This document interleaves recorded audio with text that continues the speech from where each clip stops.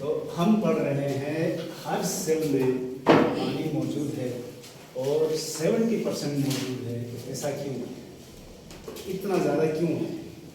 तो अब उसी को जस्टिफाई करने की कोशिश कर रहे हैं कि पानी में कुछ ऐसी खूबियां हैं जो सेल इसको इतनी ज़्यादा मिकदार में अपने पास रखने पर मजबूर है। मसलन उसमें एक उसकी पोलैरिटी थी, पोलैरिटी की वजह से जो बेहतरीन सॉल्वेंट बन गया था। सॉल्वेंट बनने से सेल को ये फ़ायदा हो रहा था कि सेल में जो मुख्तलिफ चीज़ें आसानी से हल हो जाती थी, हल होने के बाद वो केमिकल रिएक्शन में आसानी हिस्सा ले सकते थे। इसी खूबी की वजह से पानी एक स्टोर हाउस भी बन गया था सेल का। दूसरी खूबी हमने पढ़ी थी कि पानी कोहेजन भी रखता है, एडिशन भी रखता है। उसकी वजह से उसको फ्लो करने में आसानी है। फ्लो होगा तो transport of substances within the cell and within the bodies of living things ये मुमकिन हो जाएगा। फिर हमने पानी में हाइड्रोजन आयंस की मौजूदगी का जिक्र किया। इसी पोलैरिटी की वजह से ये खूबी आई थी और हाइड्रोजन आयंस की प्रेजेंस की वजह से भी ये एक बहने वाला माया बन गया था और ये ट्रांसपोर्टेशन में हेल्प कर रहा था। उसके बाद हमने ये डिस्कस किया कि इसकी स्पेसिफिक हीट भी बहुत ज़्यादा है। इस स्पेसिफिक हीट के, पानी की स्पेसिफिक हीट के हाई होने का सेल को क्या फ़ायदा था? सेल को ये फ़ायदा हो रहा था कि अगर सेल के ऊपर एक्स्ट्रा हीट अप्लाई हुई तो वो टेम्परेचर से डैमेज हो सकता था, लेकिन पानी बचाता है। कैसे बचाएगा? मरहले हैं। पहले मरहले में पानी अपनी नेचर को तब्दील किए बगैर अलॉट ऑफ हीट एब्जॉर्ब करके सेल को बचाएगा। तो पानी एब्जॉर्ब कैसे करता है? असल में हीट पानी में मौजूद बेतहाशा जो हाइड्रोजन आयंस हैं उनको तोड़ने में खर्च हो जाती है हीट। लिहाजा पानी की नेचर भी चेंज नहीं होती। नेचर से मुराद ना वो लिक्विड से गैस में तब्दील हो रहा है, ना सॉलिड में तब्दील हो रहा है, उसी लिक्विड फॉर्म में है, स्टिल लिक्विड फॉर्म में है और अलॉट ऑफ हीट एब्जॉर्ब करके सेल को बचा रहा है। अब इसी से रिलेटेड एक दूसरा पहलू भी है, वो है हाई हीट ऑफ वेपराइजेशन। पहले ये हीट ऑफ वेपराइजेशन क्या है इसको समझ लें, फिर इससे सेल को क्या फायदा पहुंचता है वो भी हम। हीट ऑफ वेपराइजेशन का मतलब है amount of heat required to evaporate a unit mass of water into gaseous form. एक यूनिट मास है या यूनिट वॉल्यूम है पानी का, कोई मिकदार है मुनासिब, ग्राम भी हो सकता है, किलोग्राम भी हो सकता है, मिलीलीटर भी हो सकता है। तो उसके 1 ग्राम को फर्ज कर लें, उसको एवापोरेट करने के लिए, एवापोरेशन क्या है? लिक्विड वाटर का गैसियस फॉर्म में तब्दील होना, ये एवापोरेशन है। कि कितनी, यानी एक सर्टेन मास ऑफ वाटर को कितनी हीट जरूरी होगी कि उसकी मदद से हम उस पानी को एवापोरेट कर सकें, उस पानी को, लिक्विड को गैस में तब्दील कर सकें। ये हीट ऑफ वेपराइजेशन कहलाता है। मैं क्लियर कर पाया ये? मैं दोबारा बताता हूँ कि एक यूनिट मास ऑफ वाटर को कितनी हीट चाहिए होगी कि वो वेपराइज होकर गैसियस स्टेट में चला जाए, इसको हीट ऑफ वेपराइजेशन है। और पानी की हीट ऑफ वेपराइजेशन है 574 कैलोरीज। 1 ग्राम पानी को एवापोरेट करने के लिए, 1 ग्राम का मतलब 1 ml है, लिक्विड को ml में नापा जाता है। 1 ml वाटर को एवापोरेट करने के लिए, गैसियस फॉर्म में तब्दील करने के लिए 574 कैलोरीज या तकरीबन 18 पॉइंट समथिंग जूल्स इतनी हीट चाहिए। इसको हाई हीट ऑफ वेपराइजेशन कहते हैं। अब इसी को समझने के लिए हम एक और मिसाल बताते हैं। 1000 ml वाटर है, 1000 ml, तो इसको जब इतनी सारी हीट लगाई जाएगी, बहुत सारी, तो इससे सिर्फ 2 ml पानी जब गैस में तब्दील हो जाएगा, एवापोरेट हो जाएगा, तो रिमेनिंग 1998 ml पानी का टेम्परेचर 1 डिग्री कम हो जाएगा। नहीं समझ में आया? यानी 1 लीटर पानी है, उस पर इतनी हीट आप अप्लाई करते हैं कि उससे सिर्फ 2 ml पानी एवापोरेट होकर गैस बन जाता है, बाकी सारे पानी का टेम्परेचर 1 डिग्री कम हो जाता है, क्योंकि जो टेम्परेचर अप्लाई हुआ है इस 2 ml पानी को गैस बनाने में खर्च हुआ है। दूसरे अल्फाज में इसको कूलिंग इफेक्ट कहते हैं। देखिए, हमें जब गर्मी लग रही है, अभी भी है ना गर्मी, पसीना आ रहा है, ये पसीना अंदर की एक्स्ट्रा ऑर्डिनरी हीट को एब्जॉर्ब करके ये पानी वेपराइज होकर बाहर आ रहा है। बाहर आके दोबारा कंडेंस होता है तो हमें गीलापन महसूस होता है। अगर ये यहाँ बाहर आने से एवापोरेट नहीं होता यानी कंडेंस नहीं होता तो ये गैस बनकर उड़ जाता है, उससे ज्यादा हमें कूलिंग मिलती। मैं दोबारा बता दूं ये जुमला मैंने क्या कहा। इसका मतलब यह है कि हमारे बाहर जितनी गर्मी है उससे ज्यादा गर्मी अंदर है, और उस गर्मी में पानी तो जिस्म में है, उस पानी का एक थोड़ा सा पोर्शन गैस फॉर्म में तब्दील होकर छोटे छोटे पोर्स हैं उनके थ्रू बाहर आ जाता है। बाहर निस्बतन ठंड होने की वजह से ये दोबारा कंडेंस होकर लिक्विड फॉर्म में आ जाता है, तो हमें ऐसा लगता है पसीना आ गया। ये जो लिक्विड पसीना है इसके मुकाबले में अगर ड्राई पसीना आए तो वो ज्यादा इफेक्टिव है। ड्राई पसीना कैसे आएगा? अंदर से एवापोरेट होकर गैस बनकर बाहर आया, गैस बनकर ही उड़ गया, हमारा जिस्म गीला नहीं हुआ और हमें ठंडक का एहसास होगा। तो अब पानी ने क्या किया, एक तरह से सेल्फ को कुर्बानी दे रहा है। पहले टेम्परेचर एक रिजनेबल हद तक था, तो पानी ने उस टेम्परेचर को एब्जॉर्ब करके अपनी स्टेट भी चेंज नहीं की और सेल को बचाया। अब टेम्परेचर जब उससे बढ़ गया तो ये खुद अपनी नेचर चेंज किया इसने, लिक्विड से गैस में आकर उस रिमेनिंग जो माहौल था उसके टेम्परेचर को कम कर दिया। तो सेल को ये बचा रहा है, फिर ठीक हो गया। इसी को कूलिंग इफेक्ट कहते हैं। तो अगर ये सेल है, मैंने पहले कहा सेल तो इतनी नाजुक चीज है कि अगर मामूली भी टेम्परेचर इसके जो जैसे हमारे जिस्म का टेम्परेचर 37 डिग्री सेंटीग्रेड है एवरेज, तो अगर उससे 1 डिग्री भी बढ़ जाए तो हमें कितनी तपिश महसूस होगी। अगर उससे 3 डिग्री बढ़ जाए ना, 40 डिग्री हो जाए तो मौत हो जाती है, इतना खतरनाक है। तो सेल तो बड़े खतरनाक हालात में रह रहा है, लेकिन अंदर जो पानी बचा है उसकी वजह से ये सेल उस हीट को बर्दाश्त कर पाता है। समझ आ गई बात? मैं एक और मिसाल बताता हूँ और वाज़ेह हो जाएगा। प्लास्टिक का जो शापर है वो इतना सेंसिटिव है कि मामूली आप गर्मी दिखाएं तो वो जल जाता है, लेकिन अगर उसी शापर में आप पानी डाल के चाय बनाएंगे तो चाय बन जाएगी, अंदर वो चाय उबलेगी लेकिन शापर नहीं जलेगा। हीट अंदर का जो पानी था उसने एब्जॉर्ब किया, वो खुद उबल रहा है और बाहर का शॉपर महफूज है। यही हाल इसका होता है। जब बाहर से भी या अंदर से भी हीट अप्लाई होगी तो वो हीट सारी पानी एब्जॉर्ब करके पहले एब्जॉर्ब करेगा, अगर उससे ज्यादा हो गए तो इवापोरेट हो जाएगा, और अगर उससे भी ज्यादा हो जाएगी तो ये क्या होगा, आयनाइज हो जाएगा। बुक में तरतीब के लिहाज से इसकी बारी बाद में थी, लेकिन मैंने पहले लिखा। आयनाइजेशन क्या है? Amount of certain amount of water converted into ions। पानी जब एक हद से ज्यादा टेम्परेचर हो जाए तो उस वजह से पानी क्या हो जाता है, टूट जाता है। H2O ये जब आयनाइज हो जाएगा तो क्या करेगा, OH- और H+ आयंस में खुद टूट गया, अपना वजूद खत्म कर दिया इसने, लेकिन हीट बहुत सारी चाहिए। इसकी हीट को कहा जाता है 10⁻⁻7 पर ml। ये हीट ऑफ वेपराइजेशन है। 1 ml पानी को आयनाइज करने के लिए इतनी सारी हीट चाहिए, या इसको दूसरे अल्फाज में हम यूं कह सकते हैं कि 25 डिग्री सेंटीग्रेड ये रूम टेम्परेचर कहलाता है।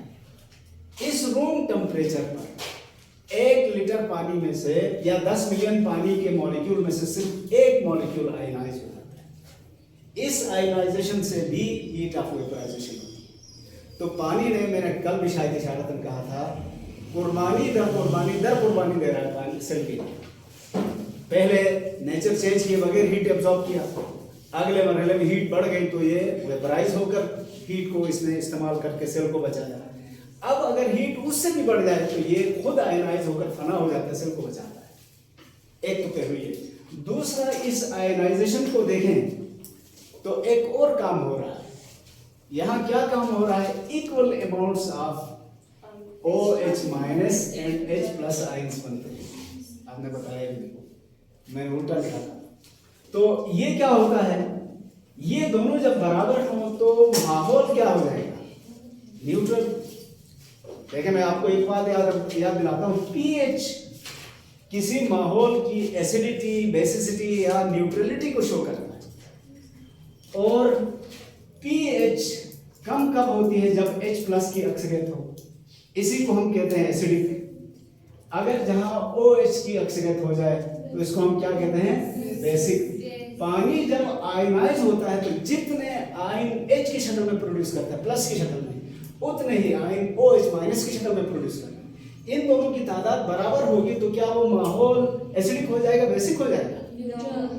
न्यूट्रल। इसीलिए पानी की pH 7 है, यही 7, और 7 pH is called neutral pH।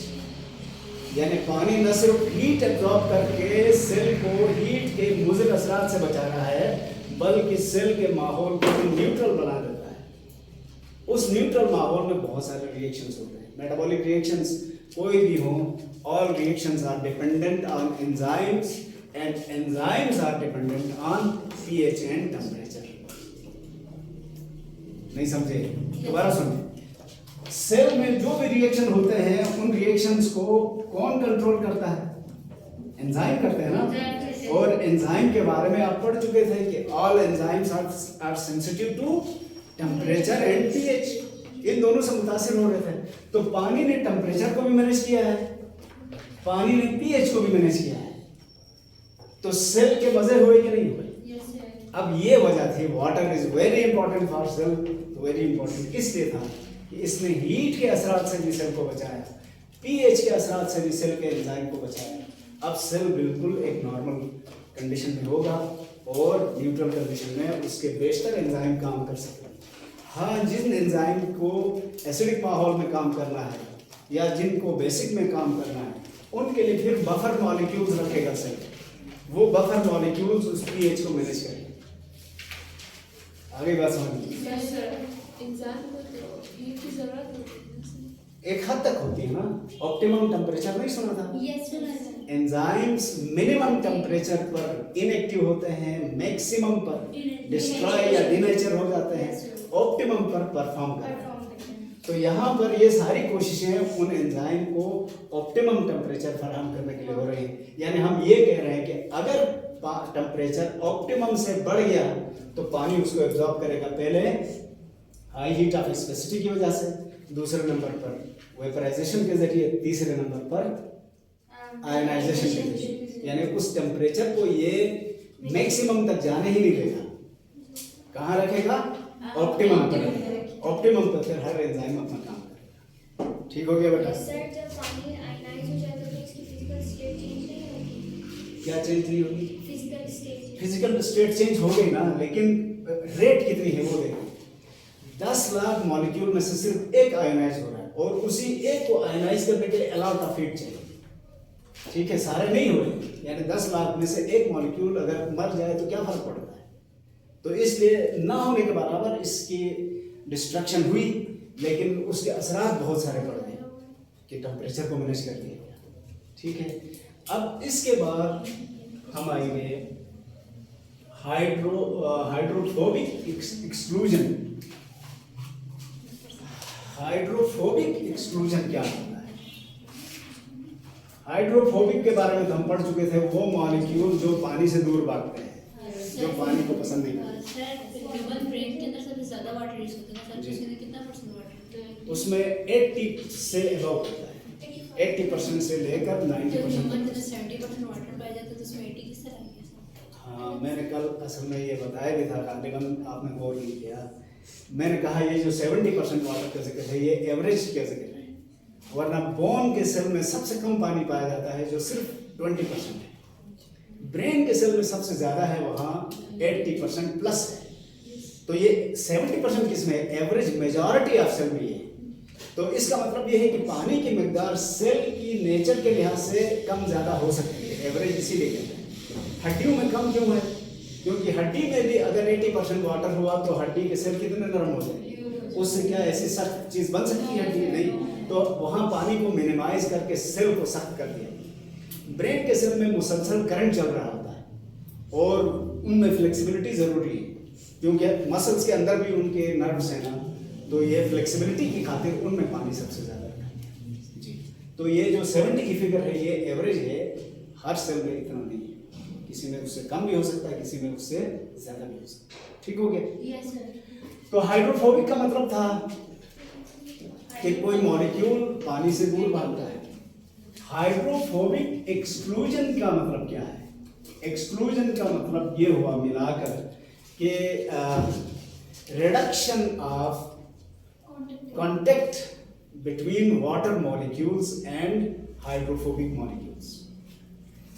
पानी और हाइड्रोफोबिक मॉलिक्यूल के दरमियान जो कांटेक्ट एरिया है उसको कम करने को हाइड्रोफोबिक एक्सक्लूजन कहते हैं। इसको देसी मिसाल में क्या समझाऊं मैं आपको, यूं कहें कि मसलन दो अफराद में बनती नहीं है। आप देखते हैं ना इस उम्र में बहुत ज्यादा होता है, दोस्ती भी होती है, दुश्मनी भी होती है कि नहीं? Yes sir. तो एक आदमी है बीच में जो ये कोशिश कर रहा है कि जो दोस्त बनने की कोशिश कर रहे हैं उनको आपस में ज्यादा करीब रहने का मौका दिया जाए, और जो दुश्मनी कर रहे हैं उनको दूर रखा जाए एक दूसरे से, ताकि दुश्मनी के कोई नेगेटिव असरात ना सामने आए, माहौल खराब ना हो।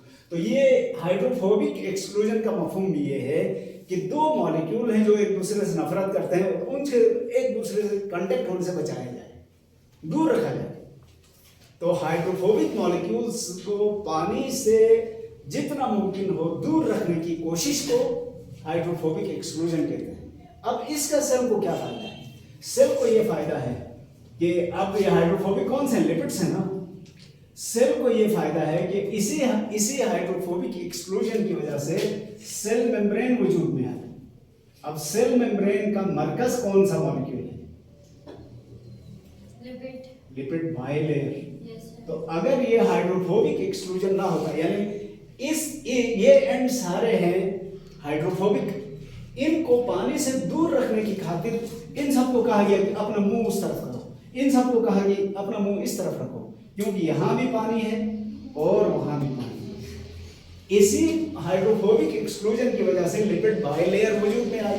लिपिड बाइलेयर जब वजूद में आई तो उसमें प्रोटीन फिट किए गए, फिट हुए तो सेल मेम्ब्रेन वजूद में आई। अब ये सेल मेम्ब्रेन की सारी खूबियां भी इसी वजह से है। तो सेल मेम्ब्रेन क्या करती है? It regulates movement of molecules from into the cell. Cell के अंदर आने वाले मॉलिक्यूल्स और सेल से बाहर जाने वाले मॉलिक्यूल्स में ये चौकीदारी करती है, रेगुलेट करती है, कौन आए कौन जाए। ये इस अरेंजमेंट की वजह से मुमकिन हुआ है। और ये अरेंजमेंट किस वजह से मुमकिन हुई? हाइड्रोफोबिक एक्सक्लूजन की वजह से। ये बात समझ में आई? तो इसका मतलब ये हुआ कि पानी एक ऐसा मॉलिक्यूल है जादुई, जिसने ज्यादा से ज्यादा को हल करके रिएक्शन में इन्वॉल्व होने का रास्ता फराहम किया, और कुछ को अपने से दूर रखकर उनको तामीर में इस्तेमाल करने के लिए मौका दिया। अगर सब के सब हल हो जाते तो सेल का वजूद मुमकिन नहीं था। कोई भी हल नहीं होता तो फिर भी सेल का वजूद मुमकिन नहीं था।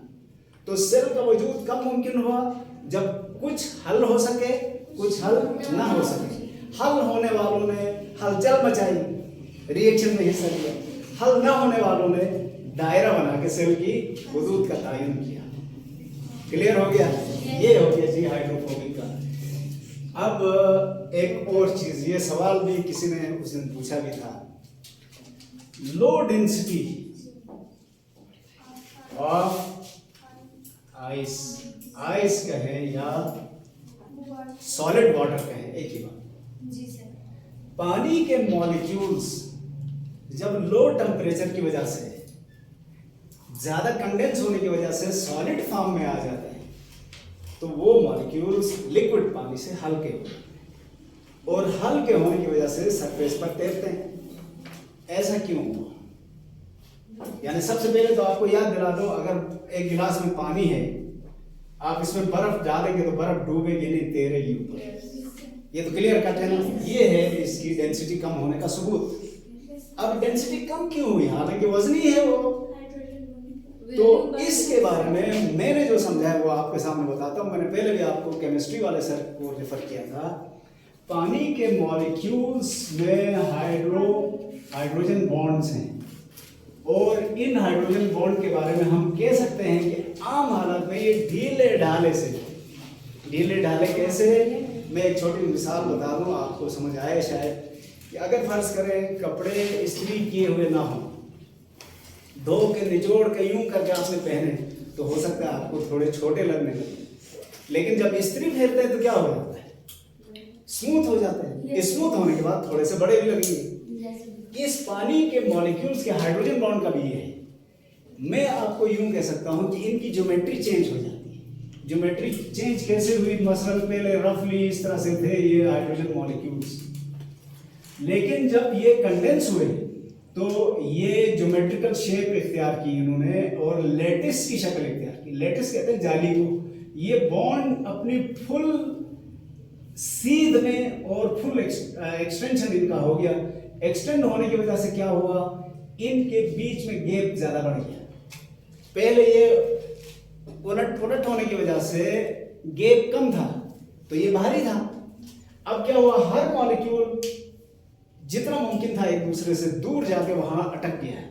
अटकने की वजह से बीच में गैप कम हो गया। गैप कम होने की गैप बढ़ गया, सॉरी गैप बढ़ने की वजह से ये क्या हो गया, एक्सपेंड हो गया। एक्सपेंड भी हो गए, हल्के भी हो गए। हल्के हो गए तो अब बर्फ में डाल दो, बर्फ को पानी में डाल दो तो वो ऊपर सरफेस पर तैरेगा। इसका सेल को क्या फायदा है? एक सेल से हट के हम जानदार की बात करें तो बड़ा फायदा है। मसलन आप जरा सोचें, देवसई जैसे हाई एल्टीट्यूड वाले एक प्लेटू में जितने ठंडे पानी हैं उन ठंडे पानी में मछलियां रहती हैं अंदर। मछली के जिस्म का टेम्परेचर अगर 0 हो जाए तो मर जाएगी। अब वहां क्या होता है, जितनी ऐसी नहरें हैं सर्दियों में उनके ऊपर बर्फ की तह जम जाती है। डेंसिटी कम होने की वजह से बर्फ ऊपर आया, वरना बर्फ तो अगर डेंसिटी ज्यादा होती तो नीचे तह पर बैठता, तो वहां से जमते जमते ऊपर आता तो सारी मछलियां भी जम जाती। लेकिन ऊपर तह से जमने की वजह से क्या हुआ, नीचे का टेम्परेचर 0 से नीचे नहीं गया। फ्लोइंग वाटर का मतलब है कि उस पानी का टेम्परेचर 0 नहीं हुआ। 0 पे तो ये सॉलिड हो जाता ना, तो इसका मतलब टॉप वाले का टेम्परेचर 0 है और नीचे के पानी का टेम्परेचर 0 से ज्यादा है। ज्यादा होने की वजह से वो पानी फ्लो भी कर रहा है और उसमें मछलियां सर्वाइव कर रही हैं। तो इसकी वजह से जो एक्वेटिक इन्वायरमेंट्स हैं खासतौर पर, वहां पर सिर्फ मछलियां नहीं, जितने भी एक्वेटिक लाइफ है उन सबको जिंदगी मिलती है। तो इसका मतलब ये हुआ कि पानी तो इतना वफादार सेल का मॉलिक्यूल है जिसने सख्त गर्मी को भी खुद बर्दाश्त करके सेल को बचाया। सब सख्त सर्दी में भी लिक्विड से सॉलिड में जा के अंदर वाली लाइफ को प्रोटेक्ट कर रहा है। तो बस नतीजा खत्म हो गया हमारा, ये डिस्कशन खत्म हो गई। नतीजा ये निकला कि सेल में अगर पानी है या सेल ने पानी को अपने पास रखा है तो पानी की ये बहुत सारी खूबियां थी जिनकी वजह से सेल पानी को अपने पास रखने का कोशिश। बात समझ में आई बेटा? तो रीडिंग कर लेना, इंशाल्लाह समझ में आएगा। फिर भी अगर कोई मुश्किल होगा बाद में